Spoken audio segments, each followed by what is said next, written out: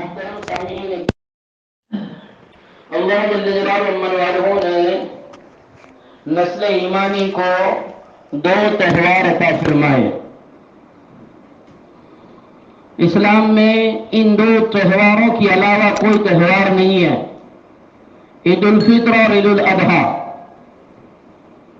دو تہوار ہیں، اور تہوار کا معنی ہی ہے خوشی منانا، ایک دل میں خوشی کا سیلاب ہو، اللہ کے حکم کی عظمت ہو، اللہ کے فرمان کی اہمیت ہو، اور اس خوشی کو اس انداز سے ادا کیا جائے جس انداز سے شریعت بتاتی ہے، کہ خوشی میں اتنے مہو نہ ہو جائے کہ شریعت کے خلاف ہو جائے۔ ہر چیز میں شریعت نے اعتدال رکھا ہے، درمیانی متوسط اس امت کو امت وسط بنایا گیا ہے۔ افراط و تفریط سے امت خالی رہتی ہے۔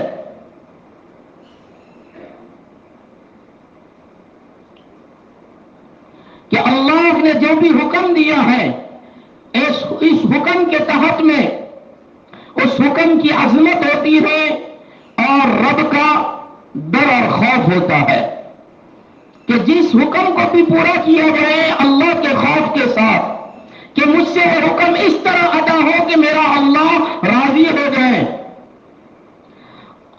اس طریقے سے ادا نہ ہو کہ اللہ ناراض ہو جائے، اس خوف کے ساتھ، اس خشیت کے ساتھ خوشی کو منایا جائے، حکم کو پورا کیا جائے۔ اس لیے کہ عظمتوں پر اور خوف خدا پر، خشیت الہی پر اللہ تبارک و تعالی دنیا آخرت سنوارتے ہیں۔ اس لیے قرآن سے پوچھتے ہیں ہم کہ قرآن کیا کہتا ہے؟ انی وجہت وجہی للذی فطر السماوات والارض حنیفا۔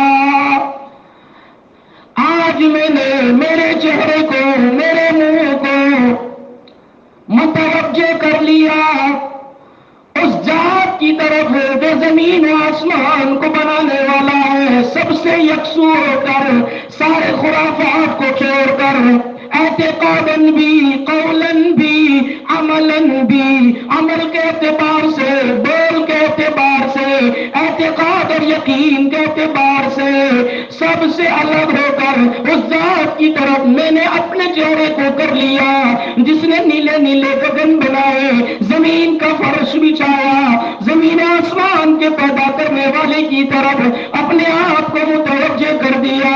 وَمَا أَنَا مِنَ الْمُشْرِكِينَ، اور میں شرک کرنے والوں میں سے نہیں ہوں۔ جانور تو ذبح کروں گا، لیکن جانور کا خون بہانا میرے رب کے حکم کی وجہ سے ہے۔ جانور کے ذبح کرنے میں بھی شرک سے خالی، جانور سے کچھ نہیں ہوتا، جانور میرا کرتا دھرتا نہیں ہے، میرا کرتا دھرتا میرا رب ہے، زمین و آسمان کو بنانے والا ہے۔ وَمَا أَنَا مِنَ الْمُشْرِكِينَ،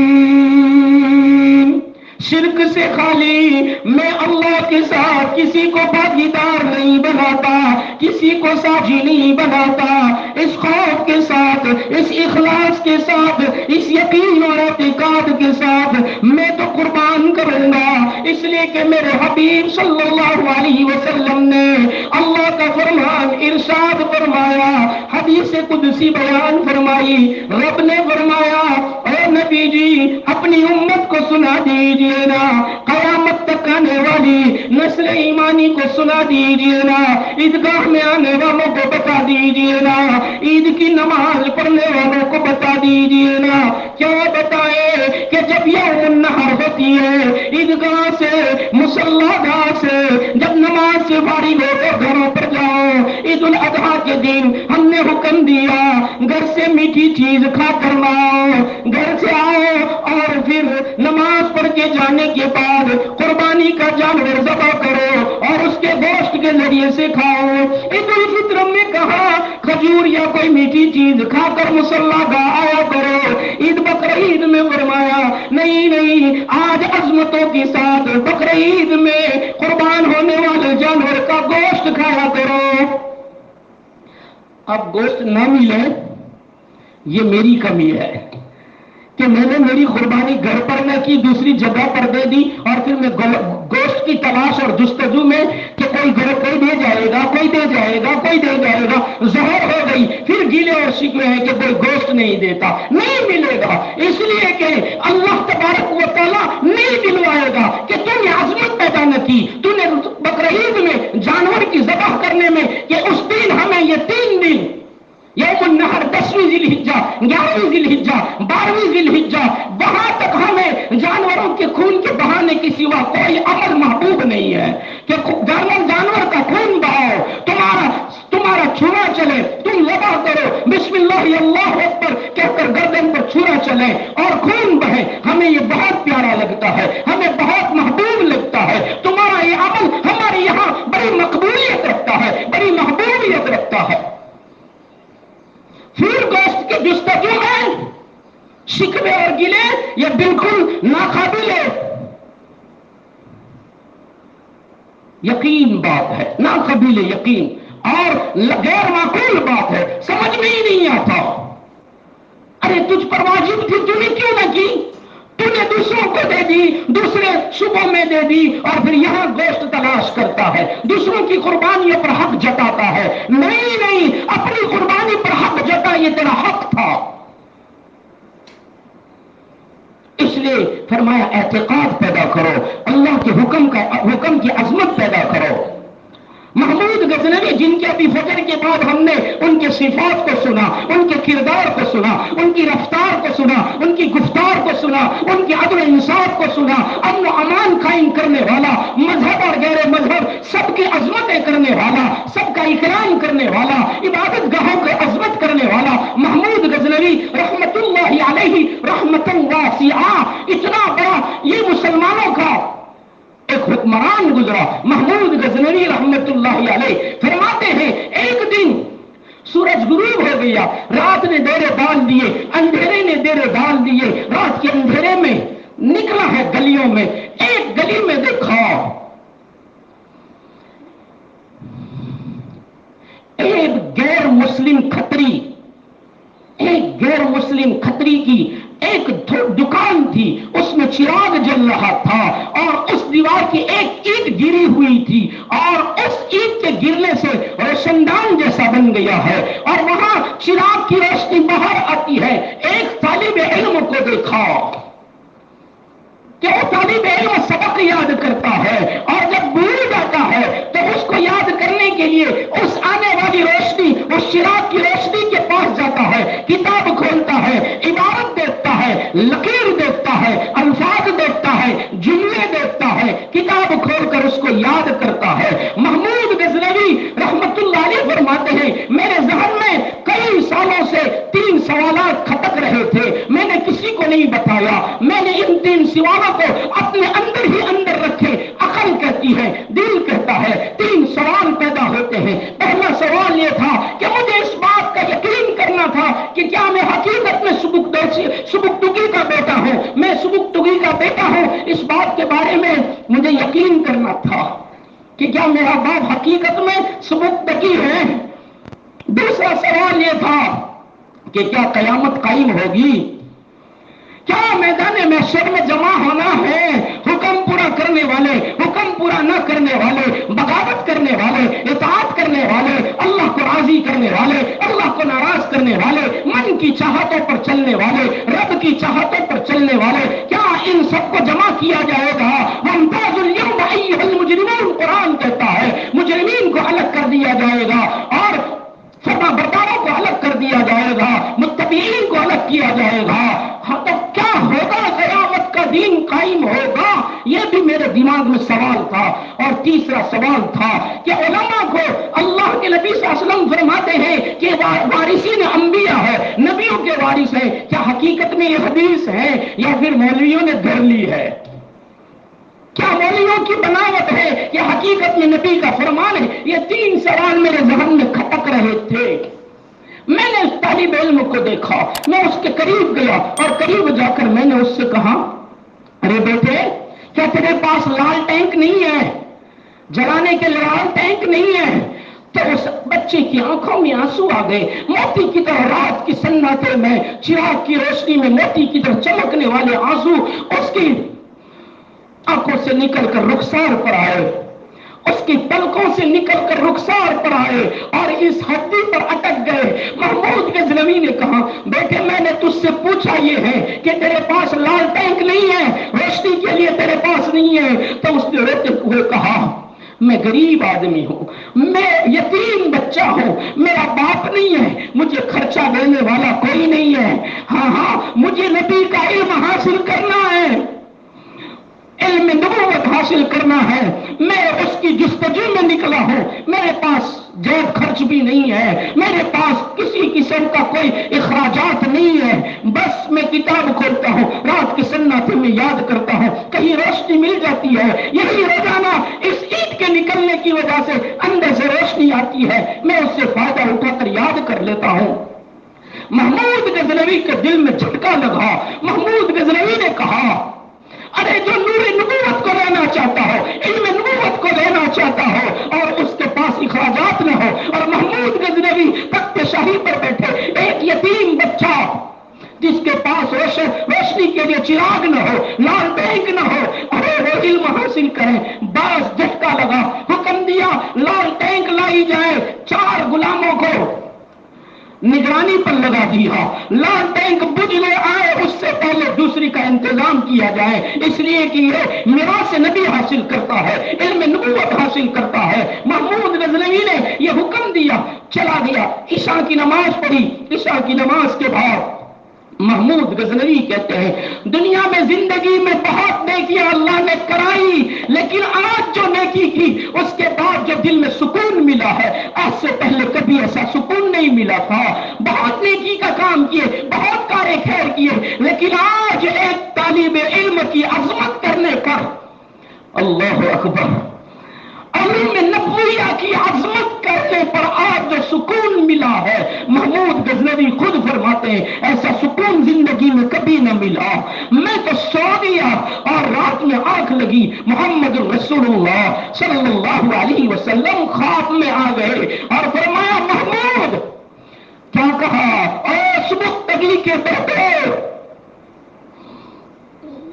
آج تو نے نبی کے وارث کی عظمت کی ہے، آج تو نے نبی کے وارث کی کفالت کی ہے، قیامت کے دن محمد تیری کفالت کرے گا، محمد رسول اللہ بارگاہ الہی میں تیری سفارش کرے گا، تیری شفاعت کرے گا، تیری بھلامت کرے گا، رب سے کہے گا، اے اللہ محمود کو جنت دے دے، اس نے میرے وارث کی عظمت کی ہے۔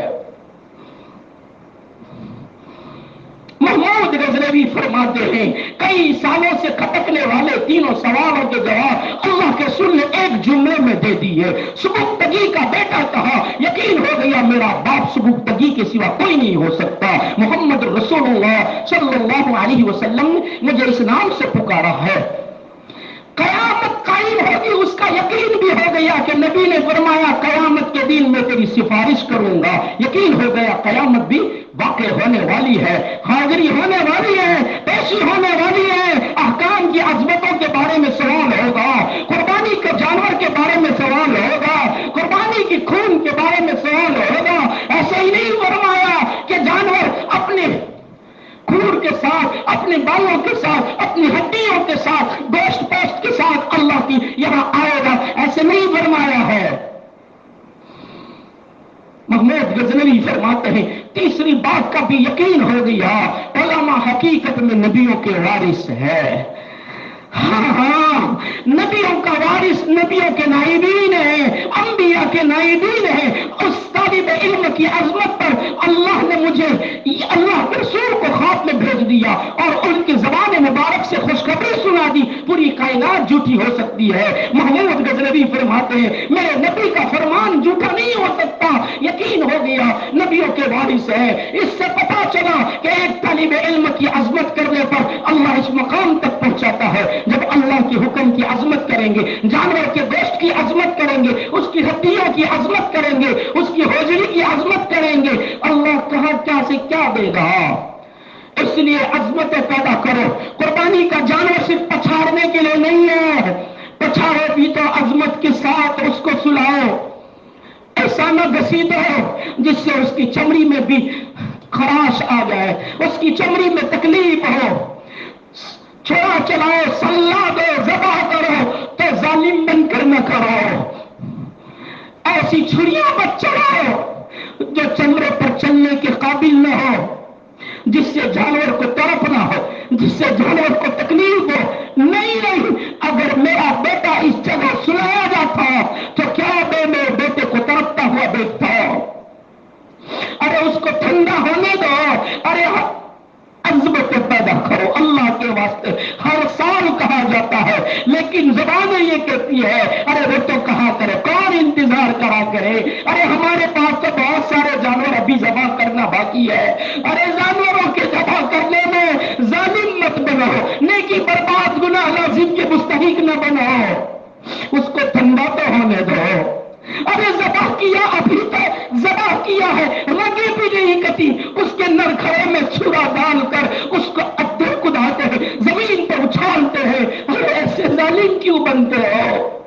ارے کھاتکی کی وہ ویاخیا مت دکھاؤ، کسائی کی وہ تعریف مت دکھاؤ. جو کسائی، جس کو کسائی کہا جاتا ہے، ایسے نہ بنو بلکہ ایک ہمدرد کسائی بنو کہ جانور کو عظمت کے ساتھ ذبح کرو، اس کے ٹکڑے کرو، عظمت کے ساتھ کرو، اس کی ہڈیوں کو راستے پر مت ڈالو. میرا ناخن، ہم ناخن کاٹتے ہیں تو اس کی عظمت کرتے ہیں، اس کو اونچی جگہ پر زمین میں دفن کرتے ہیں، کوئی کسی کے پاؤں کے نیچے نہ آئے، اتنی عظمت کرتے ہیں. کیا قربانی کی جانور کا ہڈی اتنی سستی ہے کہ اس کو راستے پر ڈال دیا، آنے جانے والے بھی اس پر نظر ڈالتے ہیں اور نہ جانے کتنے جانور بھی اس کو منہ میں لے کر ادھر سے ادھر پھینکتے ہیں اور نہ جانے اس کی کتنی بے حرمتی ہوتی ہے. عظمت پیدا کرو. عظمت پیدا کرنے پر اللہ کہاں سے کہاں پہنچائے گا. امام احمد ابن حنبل رحمت اللہ علیہ، جس کے مکہ مدینہ والے جس مسلک کی پیروی کرتے ہیں، حنبلی لوگ ہیں، حنابلہ لوگ ہیں، امام احمد ابن حنبل کے مسلک پر چلنے والے بہت بڑے امام ہے. ائمہ اربعہ میں سے 4 اماموں میں سے ایک امام احمد ابن حنبل رحمت اللہ علیہ ہے. فرماتے ہیں ایک دن میرے پاس ایک بوڑھی عورت آئی.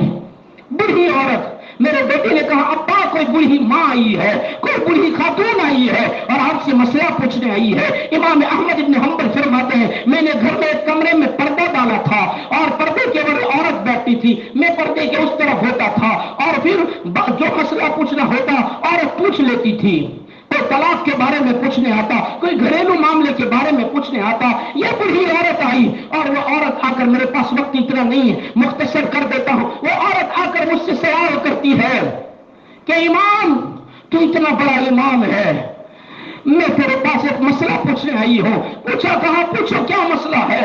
تو وہ عورت، بوڑھی عورت کہہ رہی ہے میرے پاس ایک چرخا ہے جس سے میں سوت کاٹتی ہوں، اون کاٹتی ہوں اور اون بننا، سوت کاٹنا میرا مشغلہ ہے. پورا دن محنت کرتی ہوں. کبھی کبھی چاندنا ہوتا ہے، 14ویں کا چاندنا بڑا ہو جاتا ہے، اس کی روشنی آتی ہے تو میں چھت پر جاتی ہوں اور رات کے اندھیرے میں چھت پر چاند کی روشنی میں سوت کاٹتی ہوں. لیکن کبھی کبھی بادشاہ کی سواری گزرتی ہے، بہت بڑا لشکر ہوتا ہے، کئی کلومیٹر تک کا اس کا لشکر ہوتا ہے اور ان کے پاس لال ٹینک ہوتی ہے. وہ لال ٹینک کا اجالا بھی آ جاتا ہے، اس روشنی سے میں فائدہ اٹھاتی ہوں. کیا یہ فائدہ اٹھانا جائز ہے کہ نہیں ہے؟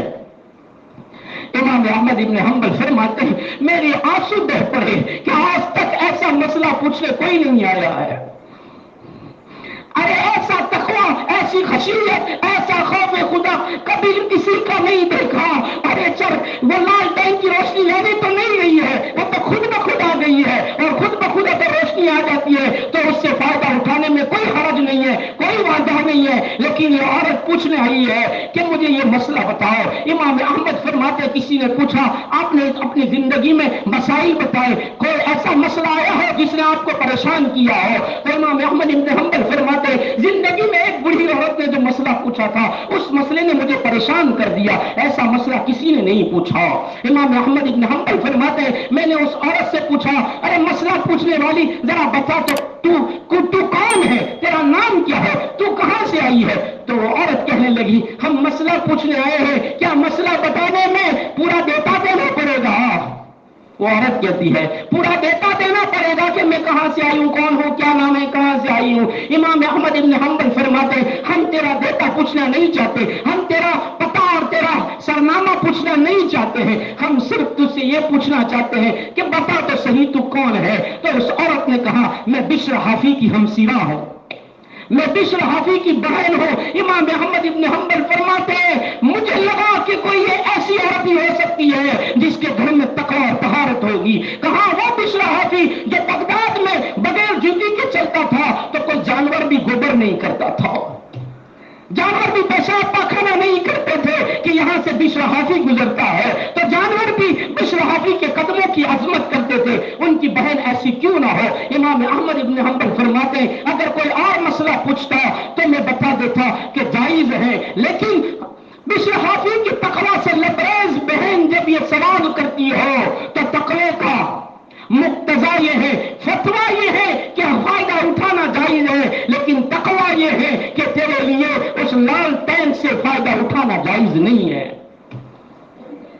کہ یہ تقویٰ ہوتا ہے۔ تقوی کے ساتھ جب اللہ کے خوف کے ساتھ ذبح کرو گے، قربانی کرو گے تو قربانی کے گوشت کی بے حرمتی نہ کرو گے۔